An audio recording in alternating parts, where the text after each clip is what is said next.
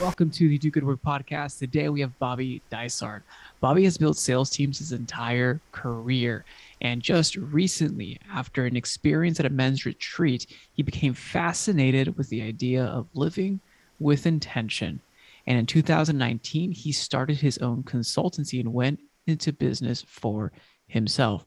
Since then, he's published a book, a weekly newsletter, and a podcast focusing on figuring out why some people live exactly how they want to, while many just dream about it.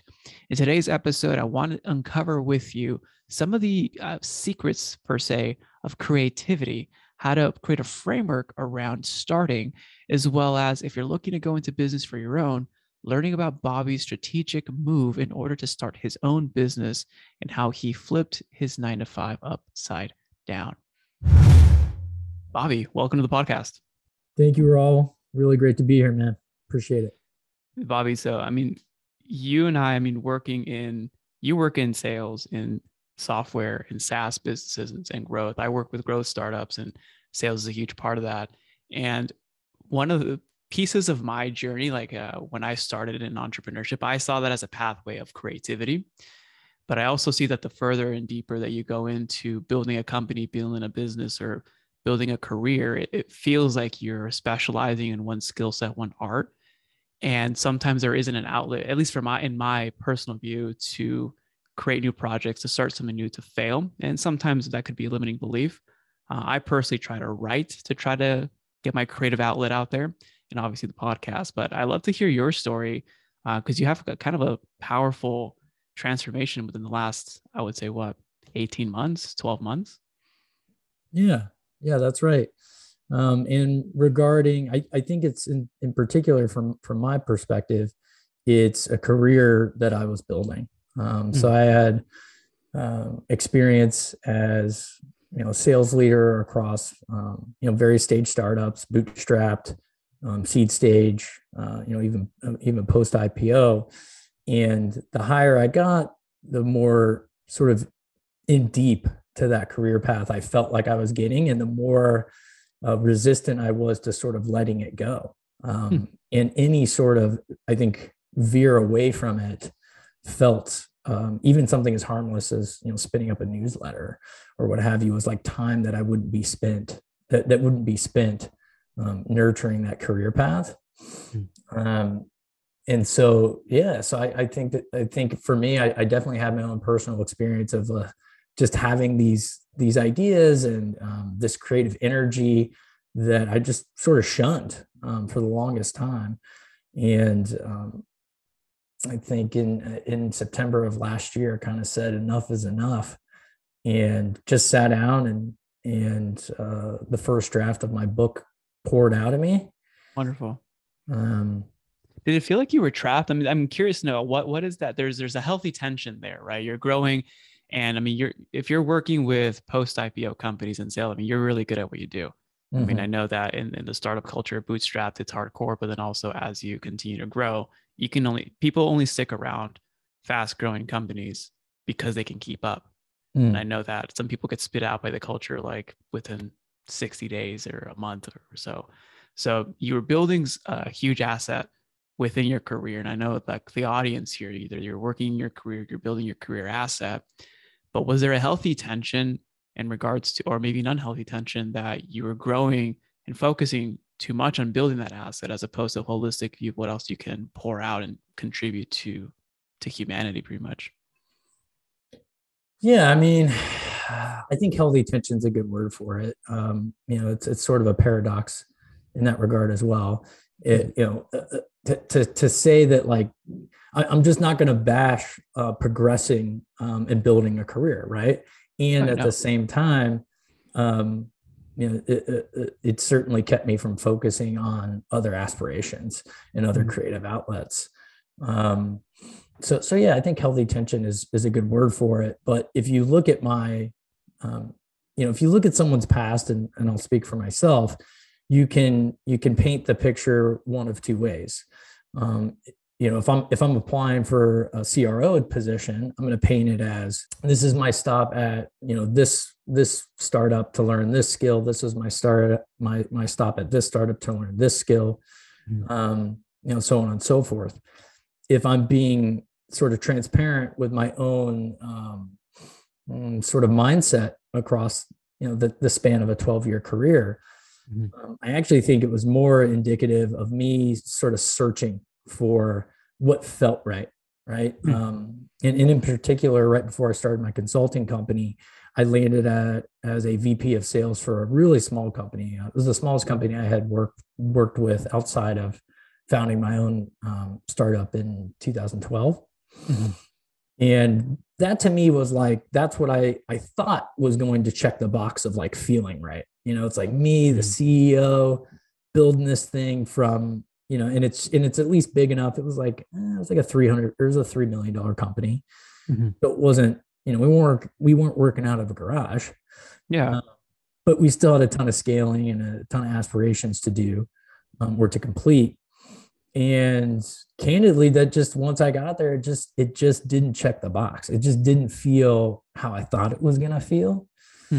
And so I think my first transition actually before the book and really breaking out was starting my consulting company in 2019. And that was I literally quit the day before I got married. I didn't really have a plan. Again, I think it was a mix of, I had been commuting to LA for like 3 years. Oh, wow. Which a commute on the 405 for anybody listening over the course of 3 years is just, it's taken years off my life. We're talking about minimum 3 hours in the car every single day. It's per day, right? Back and forth. Yeah. And so between that and the realization that this just wasn't it, that I'm taking enough risk, but not reaping the reward of being truly autonomous. Gave me enough motivation to, pull the ripcord and go into business for myself. I love that. And I want to pause here for a second, because there is a dichotomy in the market right now, or even in the mindset of what I've seen different, working with different entrepreneurs over the years, is the difference between a feeling and an alignment. And I think we have to be very prudent when we discern, is this just because I'm uncomfortable, I don't want it, or is it because I know that I'm capable of more in my life and I'm meant for something greater, and actually taking that jump? Because if we do something just for feeling, then we have to look at responsibility, in my opinion, when you look at who's depending on me, what team depends on me, am I still relevant, am I needed? If I leave, how will this affect other lives? Versus just looking inwardly and saying, oh, I just don't feel good today. Well, who cares? I mean, sorry, but who cares really? Just get over it. Tomorrow's a new day. Now, I say that with passion because I see that a lot of people dive into out of feeling as opposed to out of alignment. And from what I'm hearing, you're here because you've proven it. It was out of alignment, because what you're doing now is, we'll dive into that. It's more aligned to who you are, what you can contribute. But I also want to be very careful for, as you're listening to this, to not just do something out of feeling. It has to be truly out of your alignment, knowing that, hey, I'm capable of being, this shining star, but right now I'm being hit under the carpet because, of the circumstances, right? So I think that we have to be very clear between that and not propose, drop all your responsibilities and let people down, and others who actually depended on you, whose welfare, livelihood can depend on you, especially as a CEO, or especially as a leader for a team. I think that's important to keep in mind. And I'm very passionate about that stance, but I'm curious to know your thoughts on that. No, I love the distinction. That's, that's something I haven't really thought about, but, at first glance, it sounds like, I just sort of left a company hanging, or went to go chase a dream sort of impulsively. And it's not the case. I think in a few ways. One, again, I had built enough confidence over 4 or 5 different startups that I knew I had the chops to go and find business quickly and, add value to other businesses in a consulting environment. So that scar tissue was formed. Those skill sets were nurtured over an extended period of time. And that showed very quickly once I went into business for myself. Second, that CEO actually was my first customer. So Nice. yeah. So I had a candid conversation with him that, and he was kind enough to say, hey, I see what you want to do. I see you have different aspirations. And I said, I don't want to leave you hanging. I just hired the VP of customer success. I had a very close relationship with the director of marketing.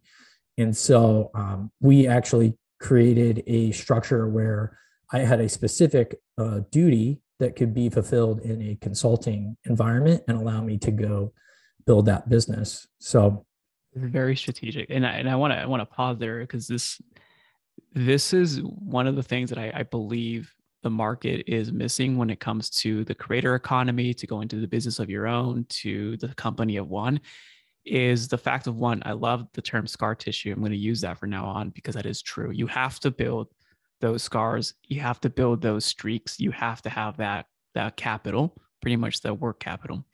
But the fact that you turned the team that you were helping into a client is, in my opinion, one of the smartest moves you can make because, and this is how I saw it personally too, when I did this, when I went into consulting, is they just became my client.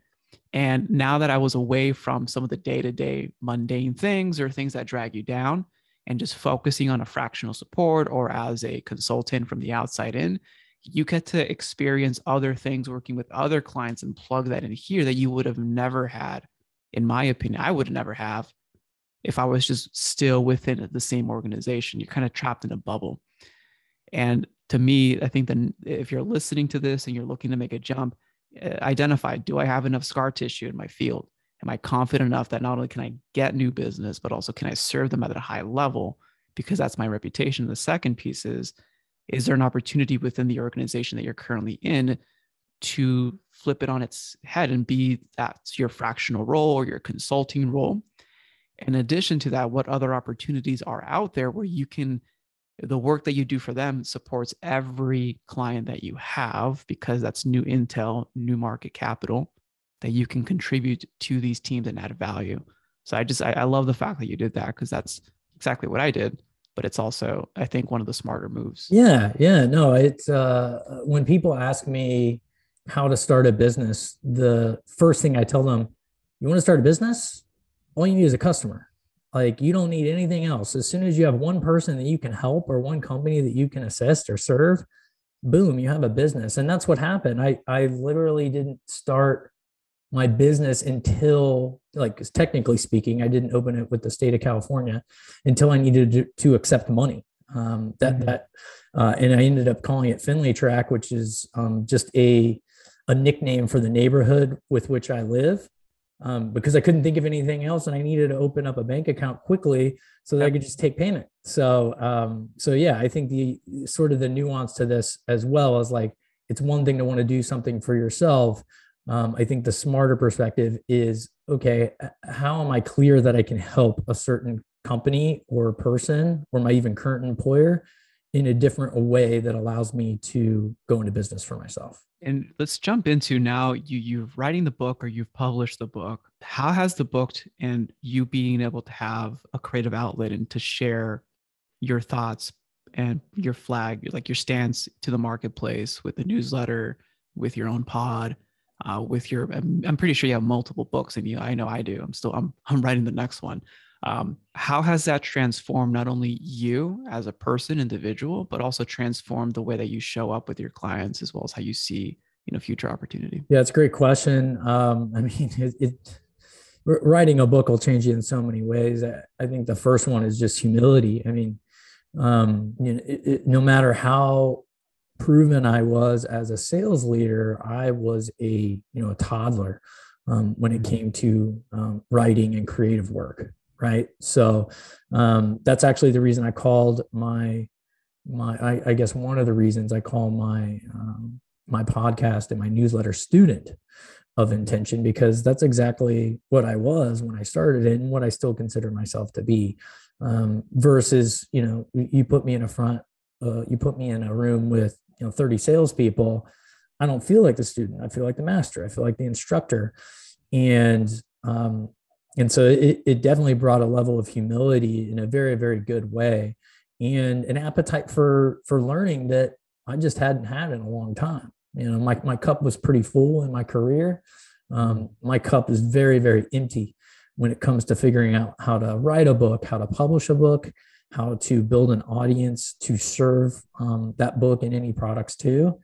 And that's just reinvigorated my thirst for learning and my ability to learn quickly and effectively. And that does change the way that you show up to practice, at least in my opinion. Like, I have to intentionally now practice the discipline of creativity. And some days, I mean, I have a streak. You'll see it here. Like, for the audience, I have what I call like the productive profits 80/20 optimizer. Part of it is like what commitments I'm going to keep based on the goals that I have for my life. And part of that commitment is practice writing. And you'll see some days I do, some days I don't. And I'm trying to keep that streak going.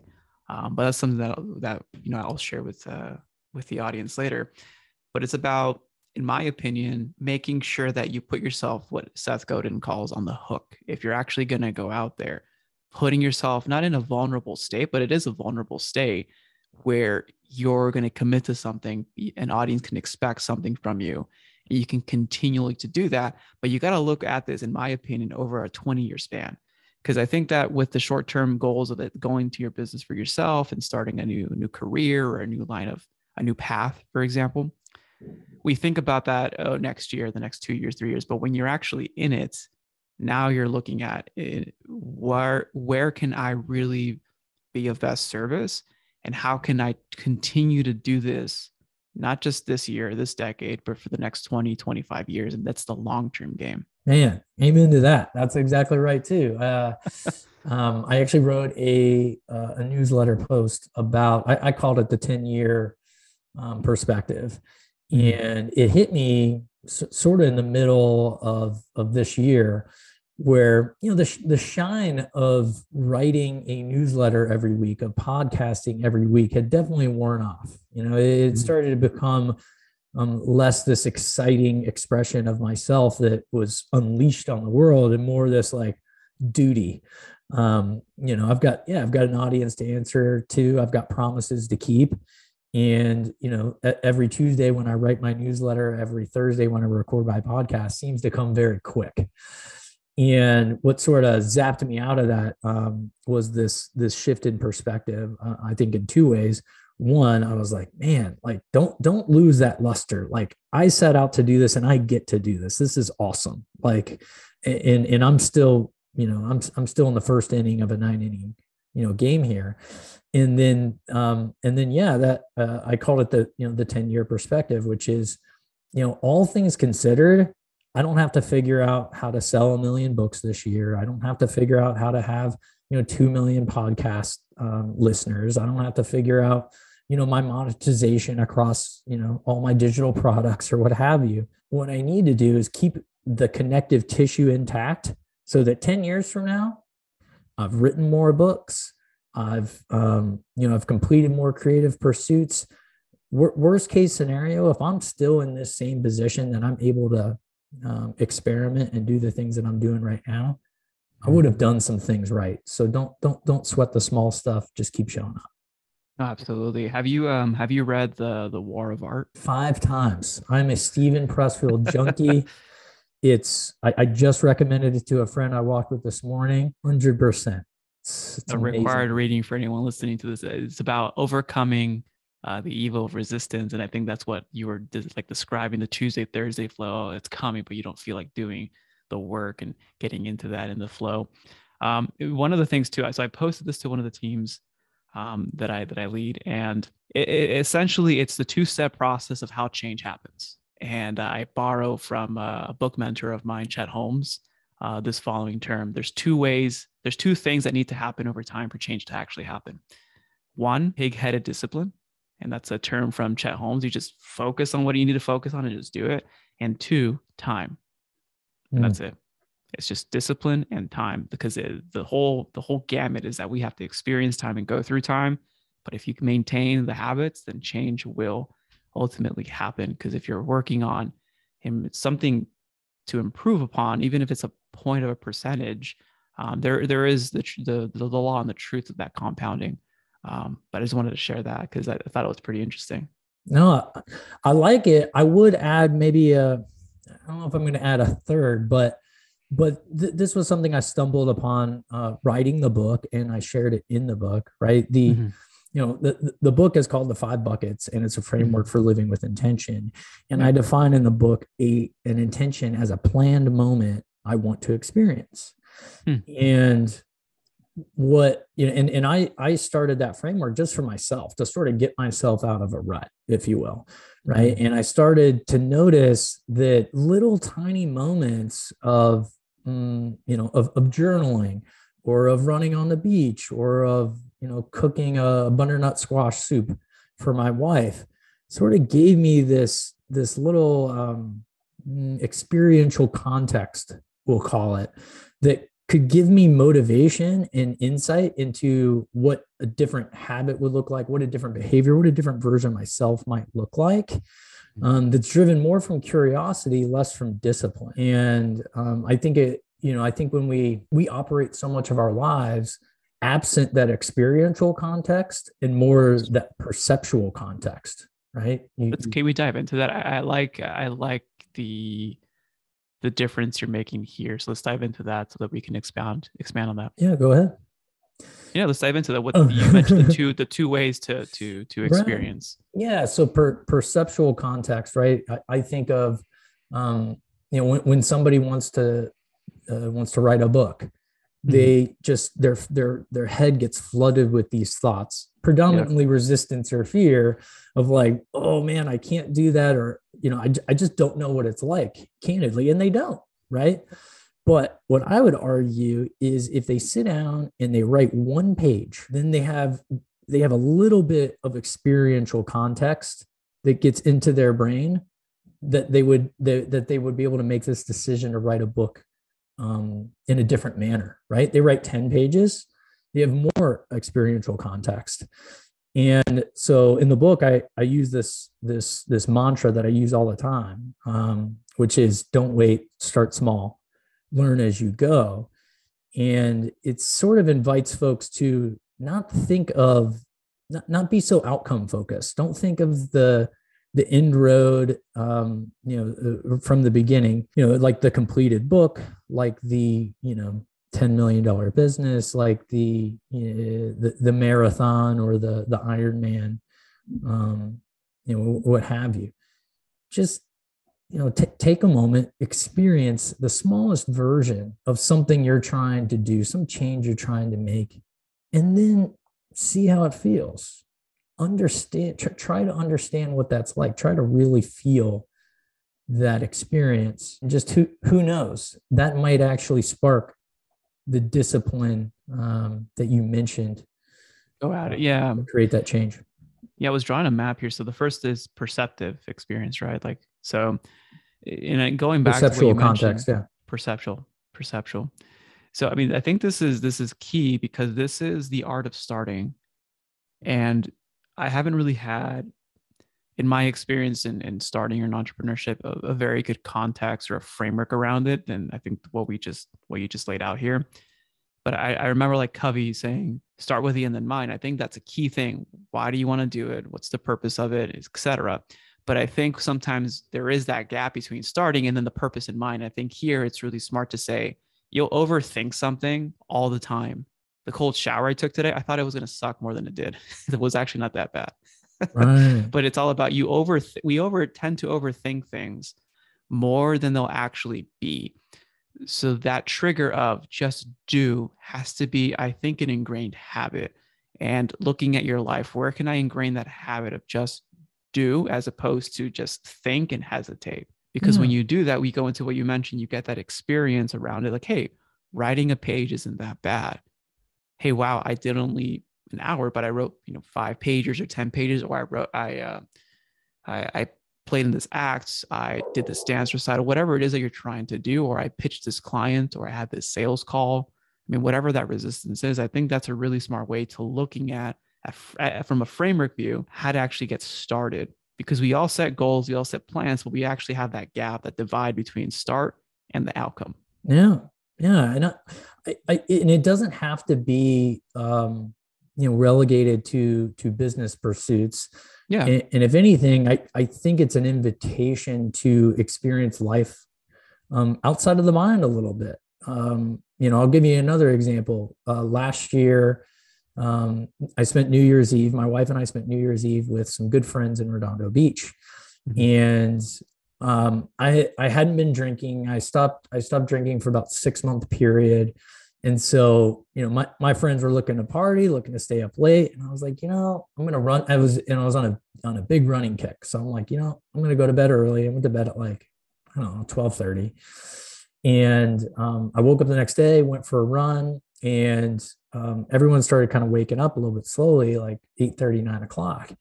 And I just told them, like, guys, it's beautiful outside. Like, it's ridiculous. I'm like, you guys, and they were kind of all hungover, kind of beat up. And I'm like, you guys feel like walking to the beach. It's only a mile away. Mhm. And everybody was like, no way, dude, you're crazy. Like, we're hungover. And they're thinking about this. They think they know what this experience is like. They think it's going to be a drag. They think it's, ridiculous. They want to, Mhm. lick their wounds inside the house. But I managed to just get through and get them to commit to going outside and walking with me. And wouldn't you know it, like by the time we get to the beach and we're walking the ocean, like it's everybody just is enamored. They just love it. They hadn't had that moment like as a group. Everybody was Mhm. like, man, I haven't walked by, I live in Southern California and I haven't walked the coastline of the beach in so long. Thank you, for getting us into this moment. And it was just another, I think that happens all the time where we know what we know, right? We know what something is going to feel like. We know what it's going to be like. And so we actually just don't go experience it, and we don't allow ourselves to be surprised. Such a key thing. And the five buckets, can you talk about what those are? Because it's a holistic approach, right? Yeah. So so the five buckets are relationships, creativity, health, learning, and work. And I do kind of organize them in that fashion. I do think relationships are the most important, Mhm. if we're going to put it that way. But every bucket gets three intentions for a practice each week. So you name three intentions per bucket per week, and you complete those intentions. Then you record a reflection at the end of the week. Is how the framework Mhm. is executed. And yeah, a holistic approach is I think the right term. Again, I started to, you start to learn, well, if I go get a cup of coffee with this person, like I learn, more about this person than maybe my perception, gave it credit for. Or Yeah. I think I brought up the cooking of butternut squash soup, like in a way that sort of fed my creative juices to go write the newsletter, and to create more meaningful work. I love that. And one of the things with the buckets too, though, it is when you're looking at the self, these are core areas of that transcend culture, that transcends skin color, that transcend regional. This is, I think, a human experience that we all have relationships. We have a mind that is creative. You'll take care of our health. You have to stimulate and grow your mind too to learn. And we all typically have to do some sort of kind of work or some sort of labor. So I do appreciate the holistic approach, because even you'll see the five buckets in my own notes, but with different names. But that's exactly what I'm seeing here. I think, Bobby, for the audience here, what's the best place for people to, one, thank you for being on this podcast and also learn a little bit more about you? Just go to studentofintention.com. Please sign up for the newsletter. It's free. It's once a week, every Tuesday. It's just a short story, usually under 500 words, to spark self-discovery in oneself. Otherwise, I'm pretty active on LinkedIn. It's just Bobby Dysart, D as in David, Ysart as in Tom. Well, we'll put those links in the show notes, Bobby. Thank you for being on. For our audience, thank you for being here today. It's an honor to be a smart part of your journey. If you gain any insights from today's episode here with Bobby, please consider giving us a 5-star review on Apple Podcasts. If you have any suggestions or topics for the following podcast, please drop us a line. That's podcast@dogoodwork.io. This is Raul Hernandez. Do good work.